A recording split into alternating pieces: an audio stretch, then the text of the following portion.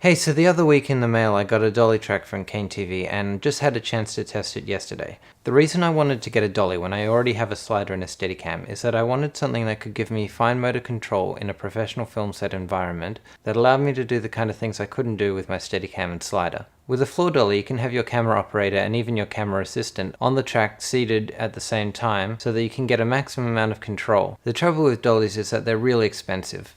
And this one wasn't exactly cheap compared to other gear that I have, but it was the cheapest option available that looked to have any kind of sturdiness to it. The only review I've seen online is one by Tom Antos, and that gives quite a good overview of how to put the dolly together and all that kind of thing. But I didn't think that the example that was in the video gave a clear idea of how the dolly operates. It was hard for me to tell if the dolly gave really smooth operation because the camera was kind of jerky in that shot. The thing with achieving smooth camera moves is that it's not just one part that contributes. You need a secure tripod, a smooth tripod head, and the dolly all together. The good news with this dolly is that it's fairly easy to set up, and I still found it to be very smooth. You know, I was hesitant of course about how smooth it was going to be at the joints, and the joints themselves are not 100% seamless, but during operation I really couldn't feel any kind of bumps from them at all, and I didn't hear any noises either when the wheels were going over the bumps.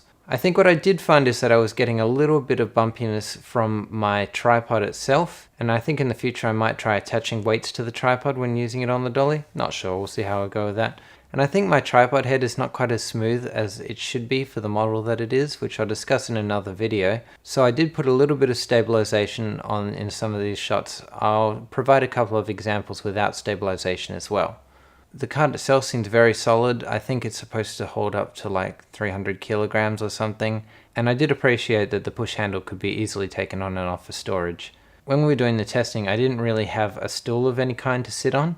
I reckon that's something that I need to invest in because I was mostly leaning against the handle while my friend pushed it, which is not ideal. I'd like to be able to position myself better, so I think just getting a cheap stool from a hardware store or something would solve that problem.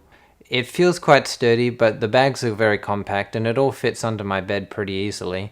There was one thing I noticed which had me a little bit concerned, which was I saw on one of the dolly pieces at some point during our testing in the day that a bit of the orange connector piece was chipped. I'm not sure if it came that way from the factory or if it was damaged during use, because I hadn't really looked closely at every piece before then. I'll post another video if I find any issues regarding that sort of thing. Anyway, enjoy these test shots and let me know what you think.